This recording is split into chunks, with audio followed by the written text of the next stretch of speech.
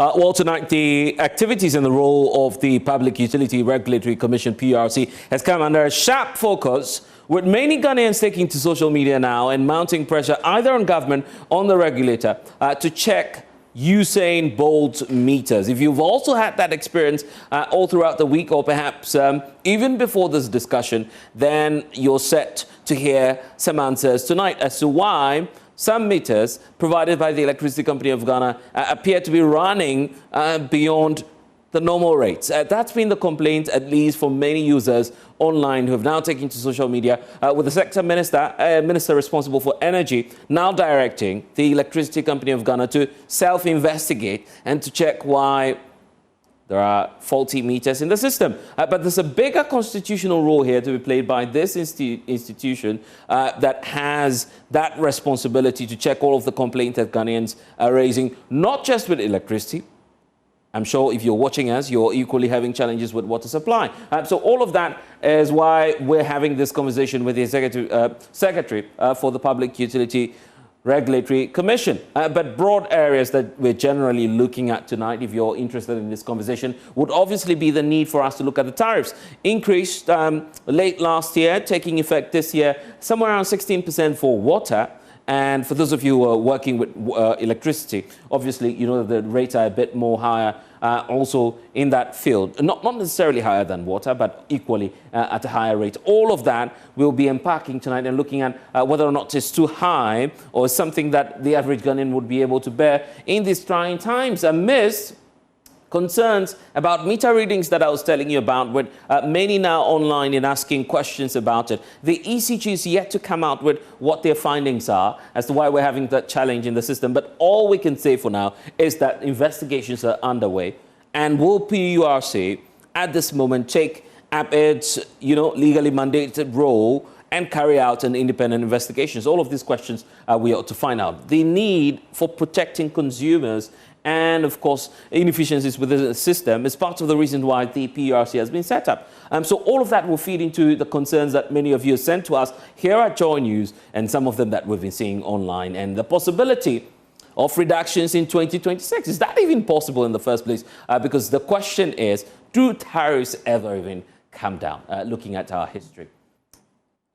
Your guess is as good as mine, but whatever the case, just stay with us, because all of these questions we want one man to answer, and that man is Dr. Shafik Sulemana, who is the Executive Secretary for the PURC. You want to be my guest on PM Express as we explore all of the questions that you've sent through to us here at JoyNews. I'm Blessed Sogah. We'll be right back, and when we get back, we'll get into the questions.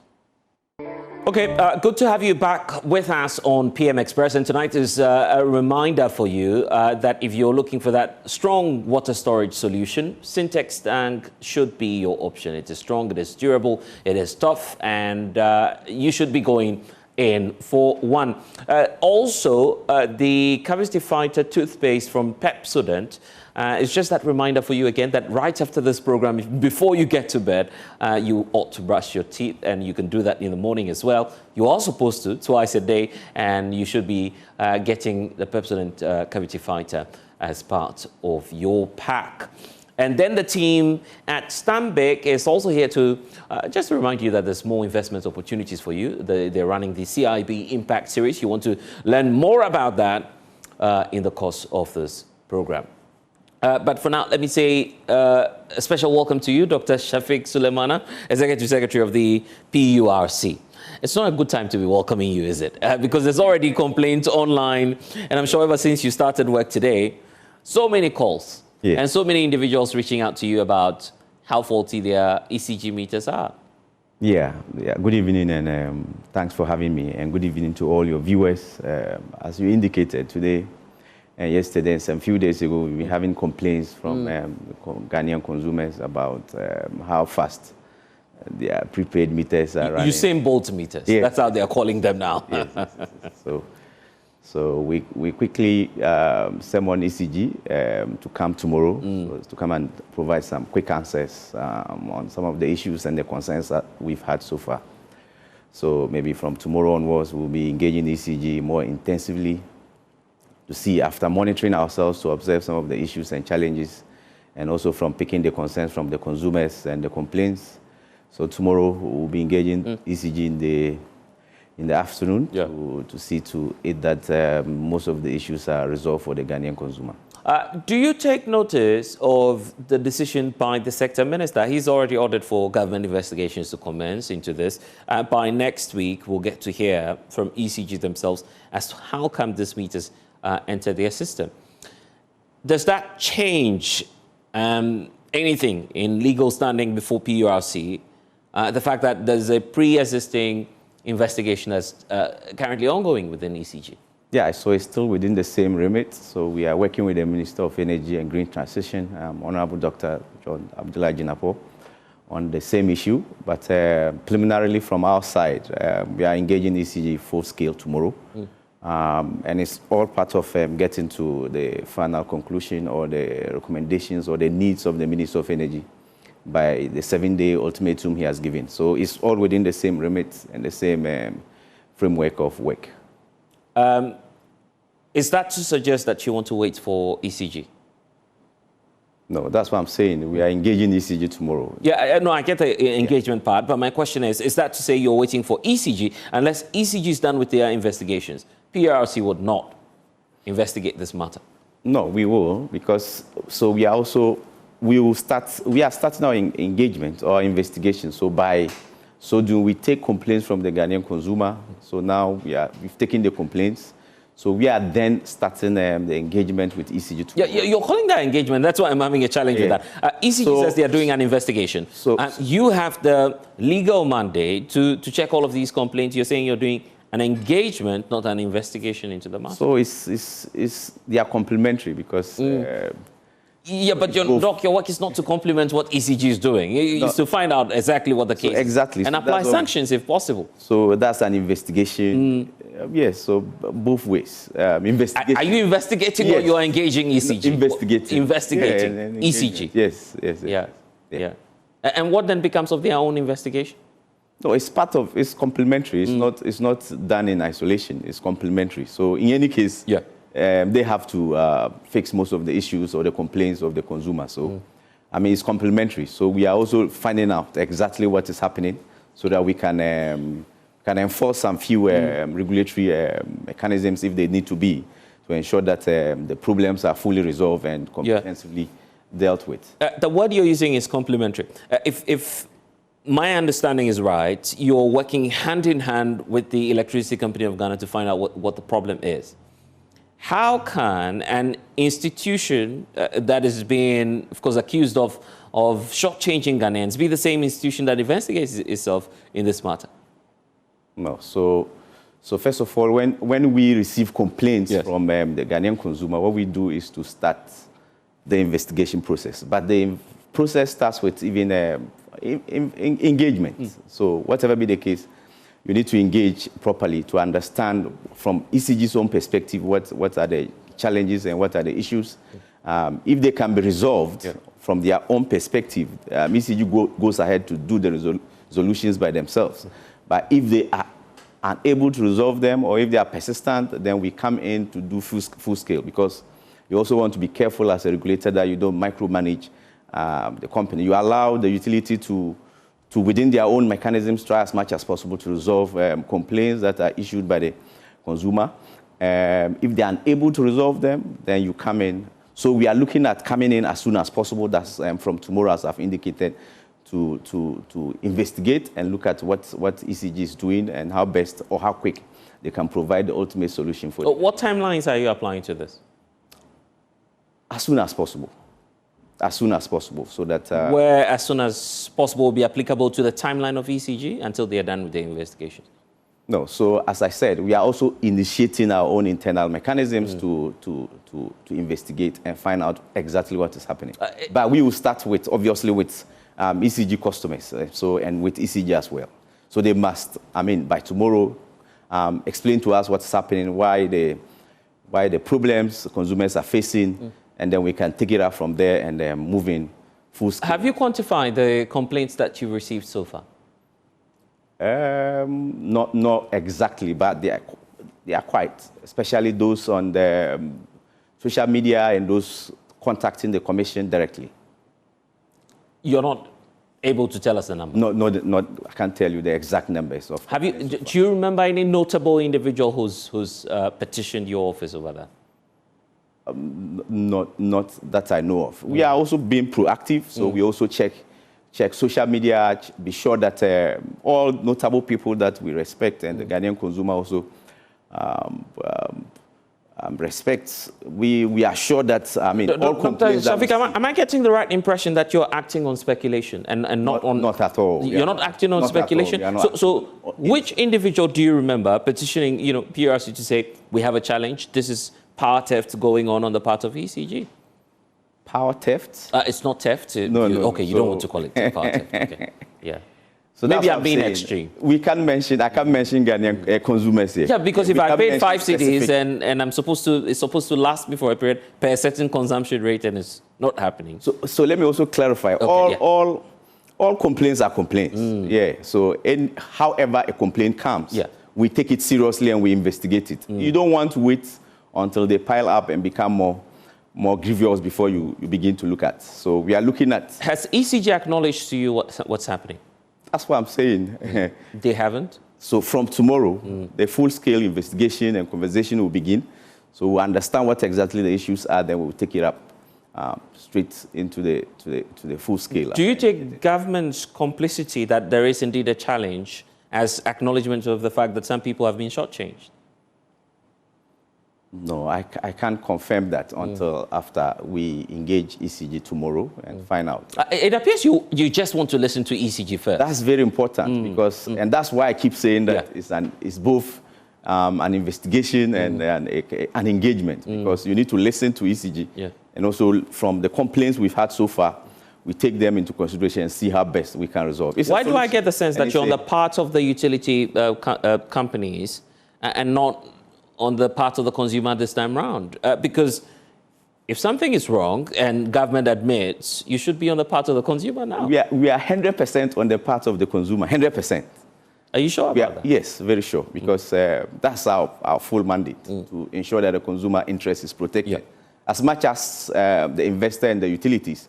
But we are working so hard to ensure that the consumer interest at all times is protected. So trust me, we are on the path of the consumer and we are protecting the interests of the consumer 100%. Are you aware that this is not the first time such a report has come up about faulty meters? Yes, so it has been a major issue in the sector that we are working around to ensure that it is not persistent. We have generally issues with meters. First of all, it starts with meter acquisition, meter installation, even the availability of the meter. We are struggling with postpaid and prepaid meters, and there's a scale with scale up to make sure that meters are available to the Ghanaian consumer at all times.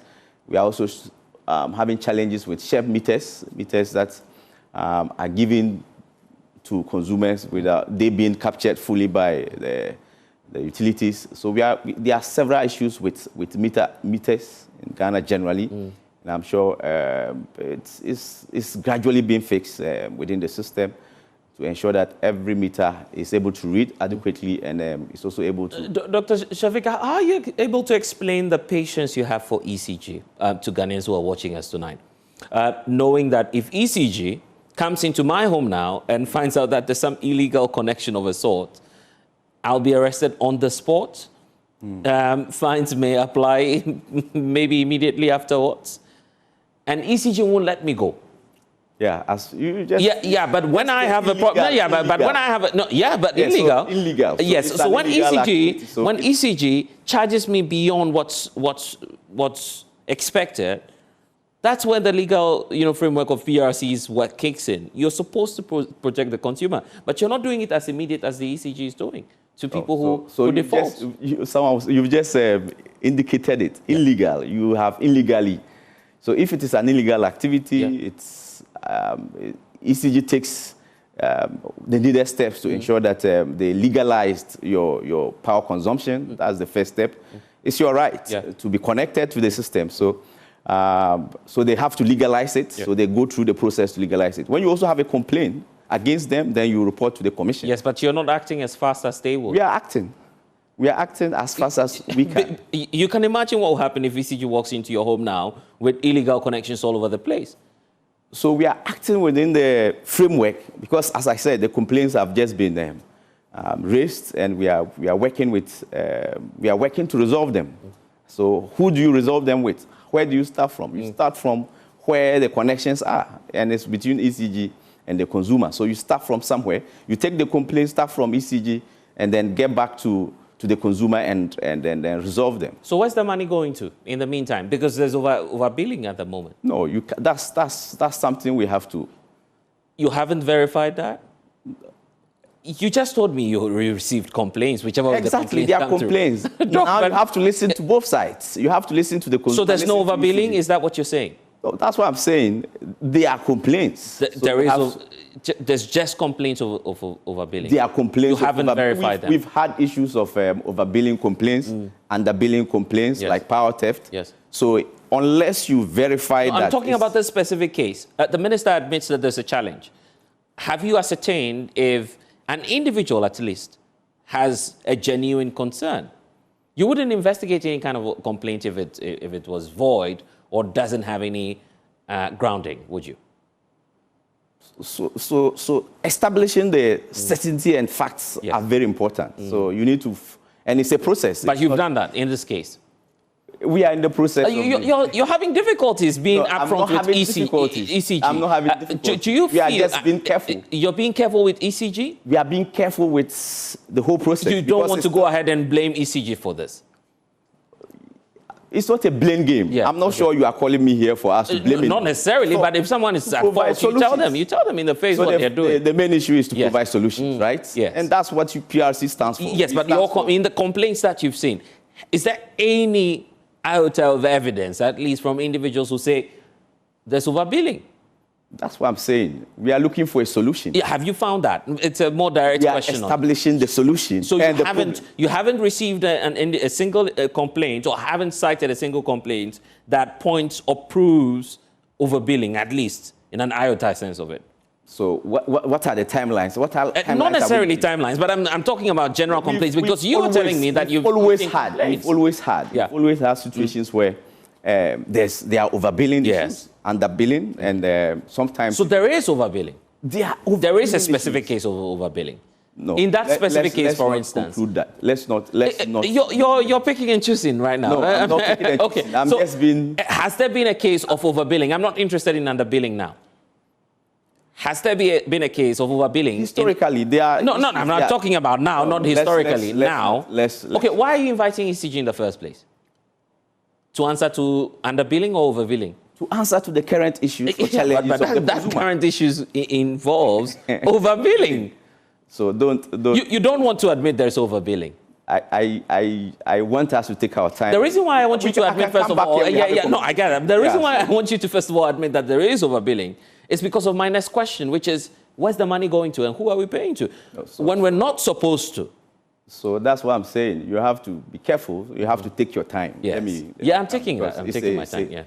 It's a solution providing... Are you supposed to be that lenient to the electricity company? It's not about leniency. You're giving them a free pass now. No, it's a utility service that we are providing. We want to, first of all, not create an aggressive environment or an environment where there's no cohesion between the utility service provider, the consumer, and then the regulator, and even all of us. It's a utility service. Harmony over the law, is that what you're doing? Because clearly you're to apply the sanctions if there is overbilling. We will get there. You know how systems work. You don't just start applying. So in the meantime, how do we solve this problem? And you've got to answer that question for me, because we're paying monies to people we're not supposed to be paying to now. So we will establish that as soon as possible. What then happens afterwards? If we have issues of maybe refunds, we have issues of refunds where consumers have been overbilled, and ECG, we have to call the utility service provider to come in and compensate or refund the consumers. We have multiples of them across the length and breadth of the country. So if it has been established beyond reasonable doubt that they've been overbilling, consumers are arrested. The challenge won't be the same for all types of consumers now, is it? You're looking at a post-paid meter, which can obviously accommodate what you're talking about. In fact, it could hold on with their payments briefly.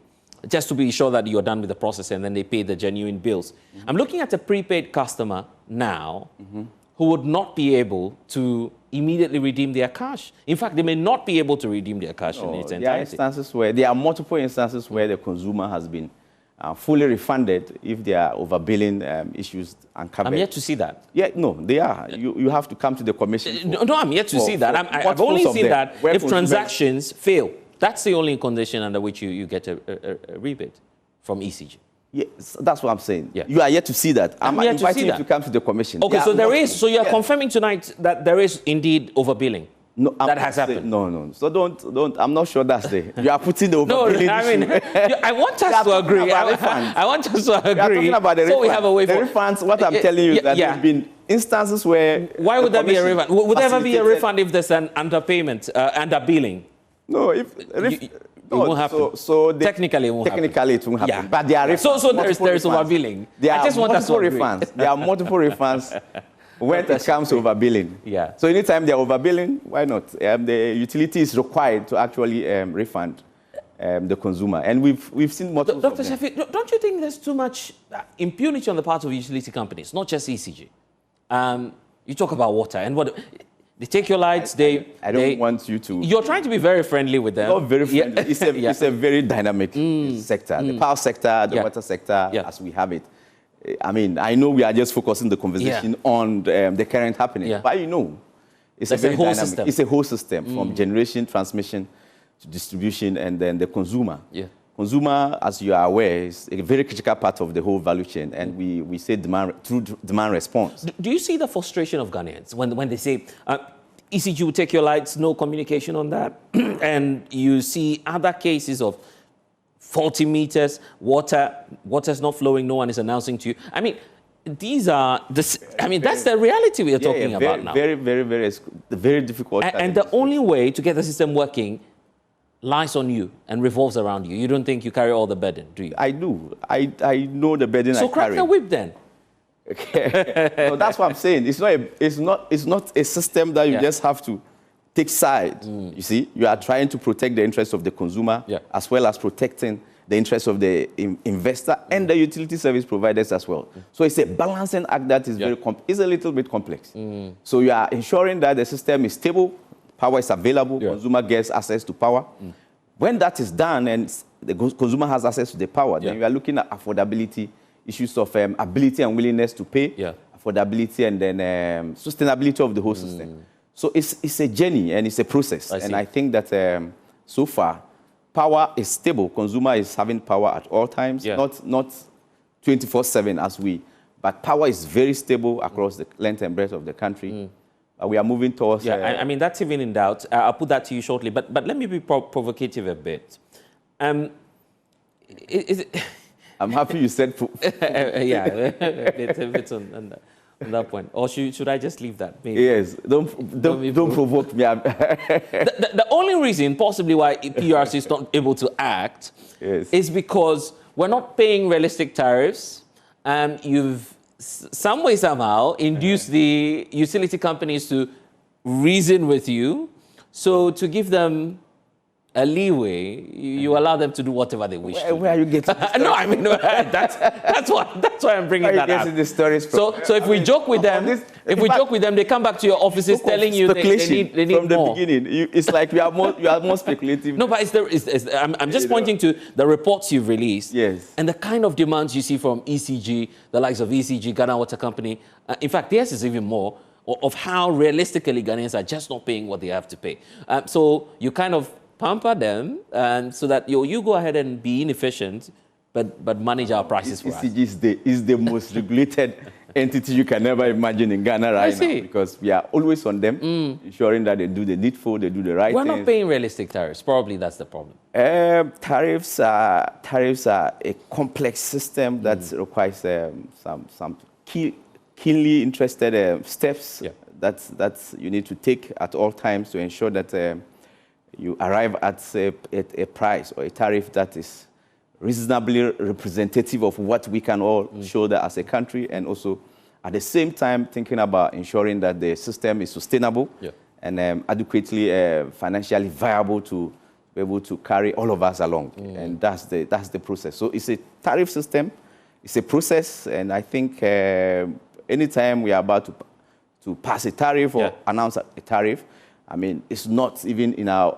own wish, because it's so there are so many factors. So many factors, and we are. But the point is, we're still not paying realistic prices. I'm asking in the context of, and now I'm also sounding to be on the side of the utility companies. Yes. Here's the case: ECG, water company. In fact, what I was asking for over 100% increase, was it? 225%. Leading to the late last year announcement you made, and what you gave them is nowhere close 15% to what they were asking. So that's the system. Yeah. Water would have that's been, why you. They would have been more appreciative. Yes, they would have been more appreciative to have gotten even 30% or 15% of their requested. But you didn't give them that. Yeah, so you are looking at ensuring that the consumer is not overburdened. I mean, alongside ensuring that the utility also gets something reasonable to work with, especially looking at their short-term or critical investments, so that they can be able to keep the system running. I'm hoping that there will be a windfall from government side to be able to invest in some water production and water extension systems. But for now, I mean, you can't transfer all the burden onto the consumer. 225% would have been too much. Disaster. Yes, for any consumer to pay. So I would have been going to the stream to bath, maybe, if that 200%. So that's a little bit. So thank you on that one. Yes. But on the other one, you have to crack the whip again. No, ECG also requested for quite a lot. It's a value chain. So Gridco, that's VRA, Volta River Authority, requested for about 50-something%. Yeah. Let's say 59%. Gridco requested for 107%, and ECG requested for another 100-something%. We added all, and we worked around a figure, and we realized that 9%. Was reasonably okay. For MITO, MITO is more or less a multi-year tariff order, which is done every 3 years. But for the first time, because we are always considering the interest of the consumer, we made it 5 years. So the 9% and the 15%, 9% for ECG and 15% for Ghana Water, are going to extend for a period of 5 years. Oh, 5? 5 years. Fine. Yes. It's as far as 5. Okay. So that, and this is for this particular time, so that we take the interest of the consumer along. We only would be looking at the quarterly tariff adjustment. Would it be far-fetched to say that perhaps because of this new computations in terms of the tariffs, that's why possibly consumers are complaining? No, there are no new computations. They are still the same, the same guidelines as per what we have pre-existing, and there are no new computations at all. So the computations, as I said, every 3 years we do a MITO, multi-year tariff order. And we then subsequently do the quarterly tariff adjustment. So we've done the multi-year tariff order for 2026 to 2030. Okay. So that's what happened, and we did the announcement to take effect 1st January. So the projections are quite clear. Yes. When was the last time you heard the word doomsday? So I'm sure that's, as I said, that's a very important conversation, stability and availability of the power. Yeah, and it's been there for the Ghanaian consumer. And I mean, at all times, because you are trying to get to a point where 24/7, 365 days in a year, light is available for the Ghanaian consumer. I mean, that's what happens elsewhere. I mean, you are also looking at the reset agenda of His Excellency John Dramani Mahama to ensure that the utilities are sufficiently sustained for the power to be made available for all of us, including you, myself and you. Because if it is not there, we become more irritated than other factors. You know? We are trying our best to ensure that it's constantly available for all Ghanaians at all times. You said you have issues with interruptions, but I mean, largely it's available, whilst we are looking at accessibility and also reducing the burdens and some of the burdens to the Ghanaian community. And to be fair, that interruption was between the last 2 weeks or 3. Exactly. From 9 February, there were some interruptions, mainly because of injection or maintenance activities that ECG has been undertaking and some of the utilities. And it's because of the investments that they've gotten. So it's actually maintenance to restore and make it much more robust. as every normal system. So with what we experienced in the last 3 weeks, is there anything comparable to Dumso? Not at all. Not. I can assure you that with what we are experiencing, there's nothing. I mean, we have sufficient gas coming in. There's nothing like that. There's nothing like Dumso. So all the IPPs, the independent power producers, are on full scale. I mean, there are some few new items. Yeah. For example, the base load, the general base load of the Ghanaian power sector has seen a drastic shift or increase. Ultimately, we were looking at 2,600 megawatts for our base load, but it has increased drastically to around 3,600 and even heading towards 3,900. That's a huge jump within a period of 1 year. And wait a minute, if I'm reflecting on that's a bit above our capacity now. No, it's not above. Not above? Not at all. Our installed capacity is about 5,900. 5,009. 5,008, 5,009. Yeah. So the base load has been the shift we've been, because of you see, there's what we call suppressed demand of power. I mean, people want to really consume power, but because it has not been available, they've been suppressing or they are reducing their demand. Now that it has been available and constant for a whole year, we are now seeing new trends in the demand projections. So as I said, base load is generally the minimal power that is required to keep the system running at all times. From 2024 and early 2025, it was around 2,600, 2,700. Over the year, it has escalated to 3,600. Now we are hitting towards 3,800. That's a new phenomenon. Yeah. And you're also now looking at the peak load. Peak load is getting out of, it's really, really, really going high. We are experiencing new peak loads as high as 4,300 or 4,294. You're megawatts. Aiming at saying that we're almost at full capacity. So we are now consuming more power. I mean, beyond what has been projected. I mean, we are looking at an annual projection of 8% per annum, but I can assure you that we are moving faster than that. And it's because of the stability, it's because of the availability of the power, and then the suppressed demand is now being curtailed, and more consumers are coming on board. Generally, thanks to the stability of the economy, and if 24-hour economy starts, we can't contain that, can we? So we have to be fast with additional capacity. I'm sure. I mean, we are working. The government, His Excellency John Dramani Mahama, and the Minister of Energy, Honorable John Abdullah Jinapua, are working towards adding additional capacity, ensuring that we have enough. Because as I said, base load has changed. Base load power dynamics has changed completely. Yes. Peak load is also experiencing targets or points that we are not familiar with. And obviously, it's the economy. We need power.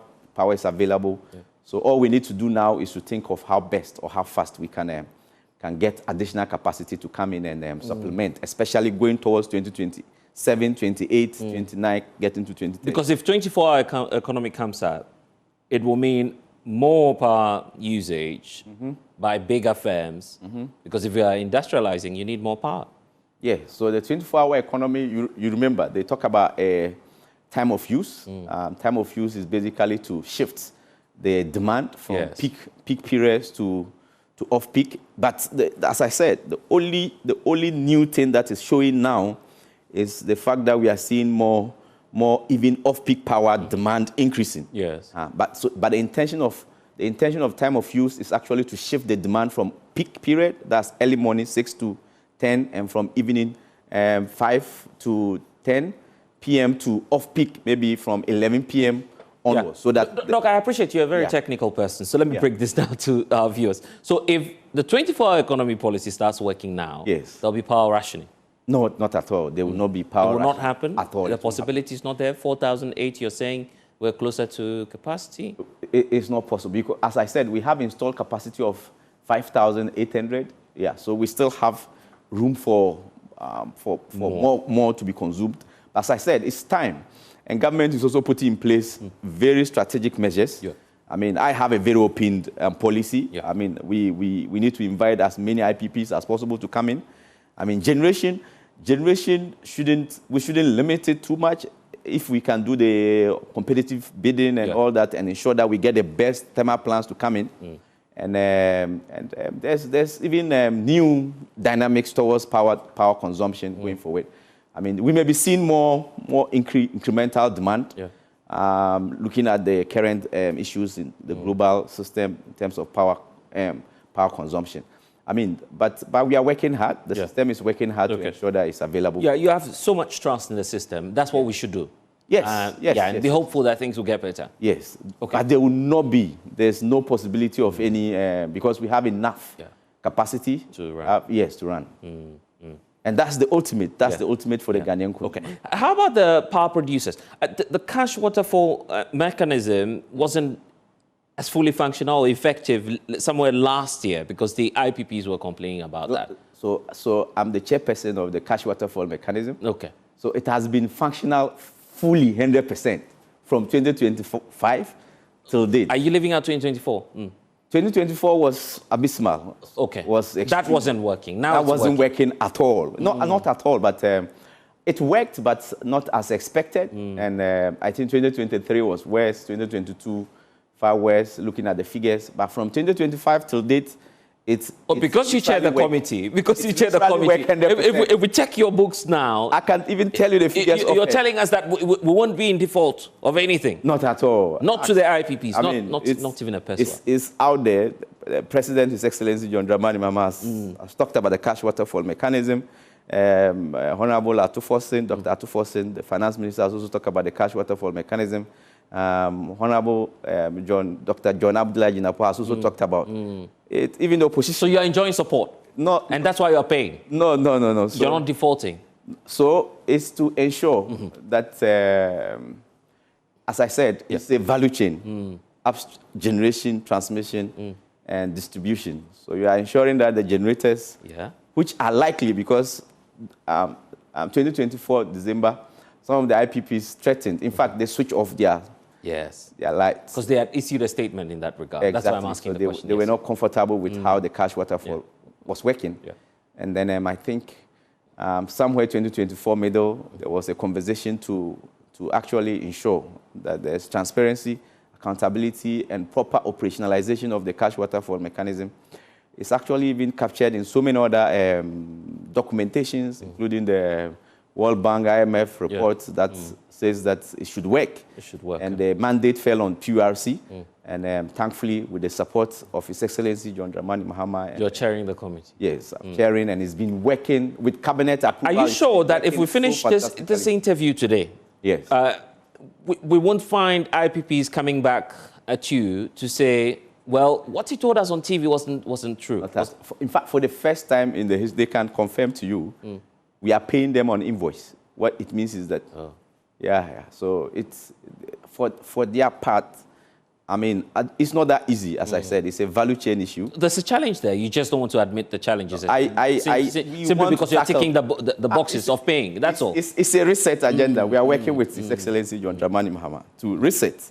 So we are working to reset. So whatever opportunity we have, we take advantage of it to reset. Challenges are You're just politically ticking the boxes. Oh, well, we're paying, and that's all there is, and that's all there should be.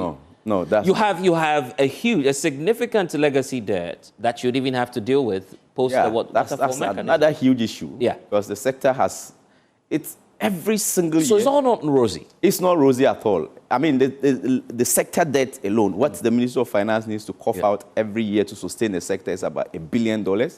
That's not easy, because, I mean, as you said, full cost recovery is not that easy to get from the sector. So let's say that every year the Minister of Finance needs to sustain gas supply, needs to pay for all gas and fuel that goes into power generation, 100%. I mean, almost close to 100%. And then, so what we are collecting, or what ECG brings to the cash waterfall, is to sustain the value chain, the generators, and then that's even for capacity charges, not fuel. Fuel is taken out completely, and the Minister of Finance is sustaining it. That's not that easy because, as I said, every year we have to make available $1 billion to buy fuel, pay for gas, pay for whatever we need to sustain the sector. And $1 billion is not, $1 billion could fix our roads, our hospitals. I mean, do so many more things for Ghanaians and the same power consumers than keeping it or using it for. You recall your sector minister once told this nation that if we didn't have, is it HFO? Yeah, HFO, that's heavy fuel oils. So that's all that is solved now. So I mean, it's about sustainability. I mean, and also, as I said, keeping the lights on. It's like owning your car engine for 24 hours, right? You need to keep putting fuel in and ensuring that it runs. So that's what we are looking at. And keeping the lights on is within a very complex network that we are working so hard to reset. That's all you say about that? Okay. I won't ask any more questions on that. We agree. Okay. You know what? When we get back, there are so many questions on my mind. You also watching us at home have questions. We'll get into them. And even having citizens being responsible, at least, because if the power has been generated and there are issues of theft of the pylons and the poles are being bent and all of that, all of these issues do not help the entire system. So I'll put that to Dr. Shafiq Suleiman as to how we can actually deal with all of these issues, plus raise some more concerns. Maybe we'll touch on water as well. Stay with us on PM Express. We'll be right back.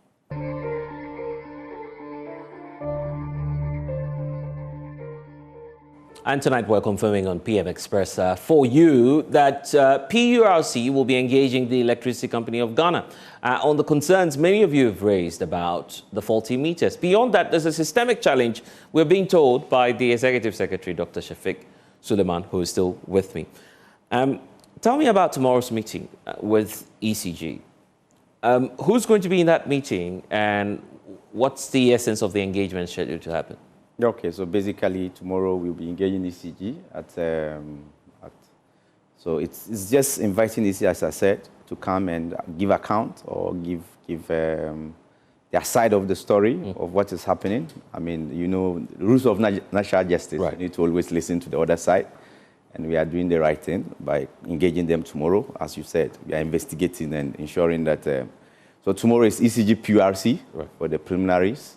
And then afterwards, we'll listen to ECG and know exactly what the issues are from their side before we can then do a full-scale investigation of some of the consumers and their concerns and their complaints and see how best we get. Do you plan to do an open hearing on this, where, of course, you'd allow a cross-section of the public to just join you and to tell you how they feel about what's going on? For tomorrow, it's just going to be a closed door. It's not closed door, but it's just inviting ECG to come around and explain. So it's basically with between PURC and ECG for tomorrow, and subsequently, if there's a need to engage further, other third parties will do that. So you're just focused on engaging ECG for now? For sure. And then also working on the directive of the Minister of Energy and Green Transition. So that's also very important. If ECG shows up at that meeting and tells you that there's no challenge technically with these meters, that ends the meeting? No, I mean, that's the presumption. We are presuming that ECG will come and say, I'm also presuming that they will come and obviously say. Obviously, that's what they will tell you. So obviously, they will not say that. So they will admit that there's a challenge? Because we are also having some facts. Also, they've already told you they're having challenges? No. So what I'm saying is that it's a presumption. Yeah. So tomorrow we'll conclude. So you're expecting, Dr. Shafiq, that ECG will appear before you tomorrow and say, yeah, it's our fault, the meters are not working as they should? No, so it's a presumption, as I said. I'm just asking. And it's not conducive enough to actually conclude, or you use presumptions to conclude on anything. Yeah. So until tomorrow, when we meet. Yeah, but there's just possibly two outcomes. ECG walking up to you to say there's no problem. ECG walking up to you to tell you there's no problem.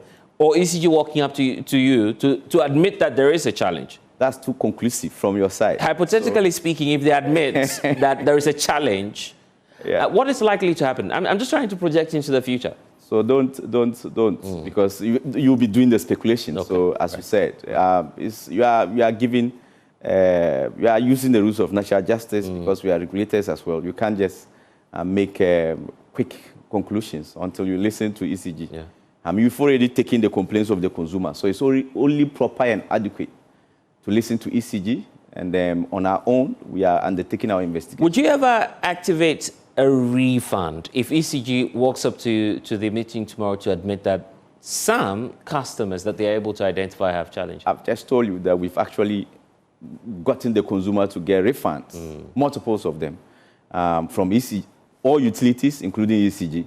So it will not be a new thing if there's the need to get ECG to pay refunds to any consumer that has been overcharged or overbilled. It will not be a difficulty at all? Not at all. It has always been. In fact, to the extent that PURC has even gotten compensations for individuals or consumers that have got their houses burnt and their appliances destroyed. There are compensations and their history of compensation payments. And we take it through the formal hearing process and ensure that consumer is fully compensated when such activities occur. Are you expecting the sector minister responsible for energy tomorrow? Would you ever engage him? Sure, if because the engagement started with the media, and then he subsequently engaged us preliminarily to begin the conversation on uncovering most of the challenges, because it's very prominent now. Everybody's complaining about the fact that their meters are running like Usain Bolt. I mean, that's not how meters are supposed to read. Maybe there are problems with calibration, meter calibration, and then the way they are trying to, so many other factors. Yeah. So we'll uncover all of that, as I said. Oh, what's the level of cooperation between PURC now and the Energy Commission? Because there ought to be standards. There are standards, and there's collaboration between all the sector energy agencies so far. We've worked together coherently last year, and we are hoping to take it further. So there are standards, there are meter standards, there are processes that are in place to ensure that the right meters are brought into the system, and then the right meters are calibrated at all times, not to shortchange the consumer as well as shortchange the utilities. And we monitor that. It's, as I said, just a period. It's a challenging period that we just need to fix tomorrow going forward. Dr. Shafiq, have you ever come across political meters in this country? Yes, that's the SHEP. I just told you about the SHEP meters. I mean, wherever they come from, they get to go to the So politicians are now sharing meters? No, they were. Okay. When it gets to elections, when it gets to elections, they are not fake meters. Okay. They are meters that have been given to the customer to go and fix. And what we do from our side is that we ensure that the meters are captured into either NETCO and ECG sections. For instance, I'm the Sunyani regional manager for PURC. Patrick just announced and indicated that they've been able to put into, kept in, like they captured over 2,000 SHEP meters within the Sunyani. So politicians have distributed over 2,000 meters in Sunyani alone? Or even more? Quite a lot. Yeah. Why are we allowing politicians to be the ones distributing meters in this country? So it's another issue that we are working so hard to ensure that we have one entry point for all meters. And when they come in, they are tested, and they are tested before they get into the market. And we are also trying to change most of the meters into digital meters that can easily be captured from even a far distance. So we are moving towards revolutionizing the meter sector as well. So where are these political meters coming from? That's what I'm saying. The sources. Who's buying them and who's distributing, and how are they distributing? That has been the challenge. So we are trying as much as possible to now ensure that Ghana Standards Authority monitors meter entry into the country. We want to have one source meter entry into the country so that whatever meters that come in from anywhere else will not be recognized by the system. So we are working towards that angle, whilst even ensuring that the existing meters, trust me, most of the existing meters will have challenges. There are over 5 million meters within even the ECG enclave. You are not talking about NETCO with another huge number of meters. So we are working so hard to correct all those anomalies. You mean 5 meters not accounted for? 5 million meters? No. I'm saying there are about over 5 million meters in the country right now. Some have challenges. Some are still postpaid. We've moved towards postpaid. We have to upgrade them. Yes. Some are, in fact, there are still some minor issues of even meter calibrations. Yeah. So we are working hard. As I said, it's not a one-day wonder. I wish we could just sleep and wake up and everything else is reset and it's working. But it takes time. Reset is a very heavy word. It takes time to look at the nook and crannies and solve each problem as you move towards. I thought the ECG has always said that meters are their sole properties.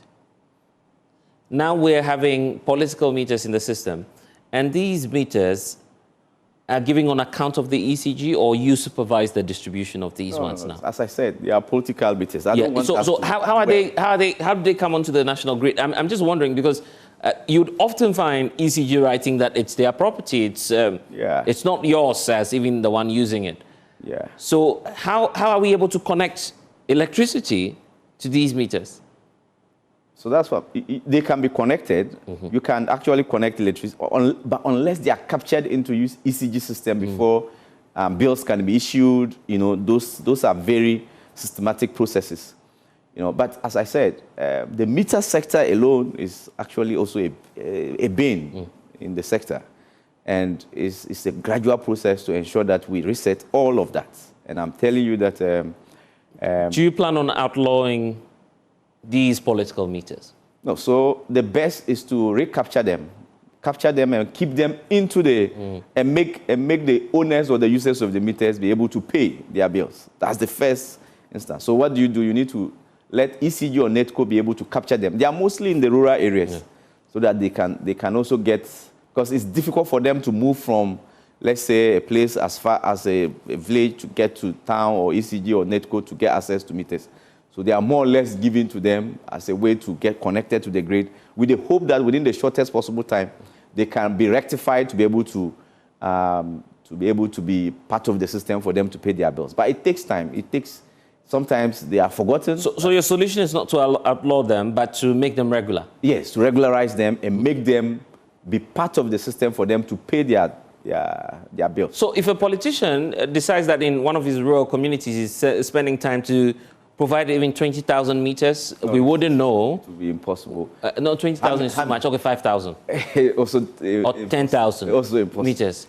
I mean, how many? You can go to any constituency at all. We are almost done. And the worst scenario would have been some of these meters being used in illegal mining sites for shamfans and all of that, and whatever it is. Anyway, shamfans maybe do not use electricity. We are having over almost 90%. But nobody would know. The chances are that nobody would know that these meters are running and that they're supposed to pay. No, so that's what I'm saying. For us to just narrow the challenge, the problem, into a more specific, we are having over around 90% electricity access rate in Ghana. It means that there are communities that are extremely far that require some bit of support to get them to be connected to the national grid. So when that happens, that's when we see these pockets of SHEP meters being given to those communities to be able to get first-hand connection to the national grid, with the hope that they will be regularized as soon as possible. Maybe the utilities overburden, they forget, and then... So what PURC does, as part of what we do, is to ensure we go towards those communities and help the utilities regularize most of those meters. And that's what we are doing alongside our work. So the MPs are doing a good job? Yeah. So access first, as I said. Access, availability of the power to you first. That's the priority. Okay, so get the power even if you're not paying for now. Get the power as a Ghanaian. As a Ghanaian, okay, yes. I mean, for a way to let you pay. I mean, Accra, I would love the SHEP meters too. You are not in a rural community. You are in a very urban, cosmopolitan, comfortable, and with a very high income, ability to pay, willingness to pay. You have everything. High is relative. Okay, let's do this. Doc, before you go, we've left out water, and they are all smiling at us. I'm sure Stanley Martin and the team are watching us, and they're so happy you're not talking about them tonight. But you have a message for them, right? Yeah, we have challenges with the desalination plant in Nungwa, and I know I've just had communications with Ghana Water MD, Honorable Mutakilu. We are working hard. I mean, it's not been easy because of the contractual dispute between Ghana Water and the desalination plant. I'm sure they are working hard to resolve it, and then quickly there's a transfer issue. The plant is supposed to be transferred to Ghana Water. Yeah. Unfortunately, the plant ran for a very long time without Ghana Water workers getting to appreciate and understand the system before they hand over. So that's the knowledge transfer, operational transfer. And I think that's where they are now. They are trying to make sure that Ghana Water gets to be part of the process now to understand what is going on before they transfer so that they can take it up from there. But generally, I mean, I'm also very comfortable with the water situation in Ghana and in Accra. I think and believe that we could do better as a country to get more water production sites. I mean, especially if we look at what the desalination plant has done, we could get more of them because we have the sea water. We need to look for better ways to actually get more water into the system because water is supposed to flow 24/7. I mean, you should, and as much as power. I mean, and so we need to all collectively look at how best we can invest in water production and possibly look at the distribution and part of it to all Ghanaians. So will the transfer eventually happen this year? I think this is a project that was commissioned, if I'm not mistaken, by President Mahama. During, I think, the very last days, or I'm not sure of the timeline, but I recall a story like that. So how's the president feeling now, and how's the sector minister feeling now about this, the fact that there's a contractual dispute, and how do you intend to resolve, this disputes now? No, it's a dispute, but I think there's a process to resolve it, and the resolution is quite simple and straightforward. So it will be transferred? It will be transferred. Ghana Water is just starting the process of indicating to the company that is in charge, Bafisa, that they want to be part of the process now, so that they can appreciate how to operate it when they hand over completely. And I think it's fair. I mean, it should have been part of the process from the beginning. I don't know what happened, but they want to be part now, so that they wouldn't be left with a plan that they will not be able to operate. At least there must be a window of learning and transferring the knowledge. Ghana Water, capable engineers, good workers, and I believe them. I believe that when they take over, they'll be able to deliver expected outcomes and results from the plant. As I said, the main challenge is for us to think about how to produce more water in Ghana. That's all what I... Your qualms with them, or their qualms with you, has it been resolved about the constant suppression of all that they've been asking for? Their tariff. Water is life. Yes. Light, you can always do with a light. If you sleep in so you'll be fine. You'll be fine. But if you don't get water to drink... Wait until Ghanaians come for you when there's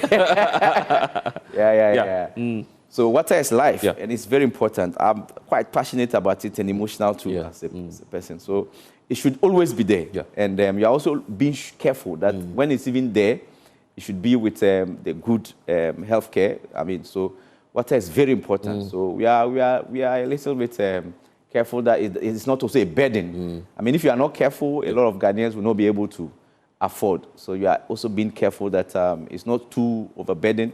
I mean, in all instances, I mean, it should be affordable. And I am sure His Excellency John Dramani Mahama is also passionate about the water sector and also putting in place mechanisms to ensure that Ghanaians at all times have adequate, reliable, and sustainable water supply. We'll be wrapping up shortly, but before we do that, we can't leave out the citizenry. Yes, we make complaints, but there are responsibilities that we should also be, adding to this whole discourse. So it's, as I said, the power sector is a value chain, and the most important component of the value chain is actually the consumer. If you don't switch on your lights, if you don't use the light, there's no need for power. For example, the peak period. The peak period are within periods where we are very active as individuals. From 6 a.m. to 10 a.m. is when we are all waking up, everybody's on in their TV. And basically, if you don't on your light, the meter will not read when all your gadgets are not there. Right? And then subsequently to when you look at the peak period in the evening, is when the consumer is consuming. We need consumer education. Consumer needs to be aware that they are the most important component of the value chain. It's when they demand power during peak periods that you need to on all the generators to meet their demand. So, and when they curtail consumption, then the system is stable. So the consumer is actually the most important component. So, I mean, we are also looking at putting in place consumer education and also letting consumer know what we call demand response. It's the system only responds to their demand. Right. It's like a commodity. I mean, when There's no need for it. Yeah, when you are not demanding it, the system would not overburden itself. And we have what we call peaking period, peaking plants. Right. They only come on when there's excessive demand for the plant and the electricity. So the consumer is king in this business, very key. Yeah.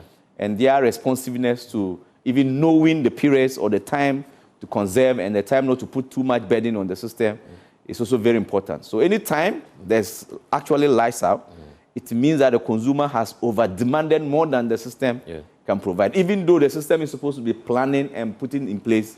Measures. And it's not cheap to actually get what we call the reserve capacity, the spinning reserves, and putting all of them in place and waiting. Just imagine that you have a commodity that you are storing and waiting for a consumer to demand. It means that at the period of waiting, you still need to be paying for it.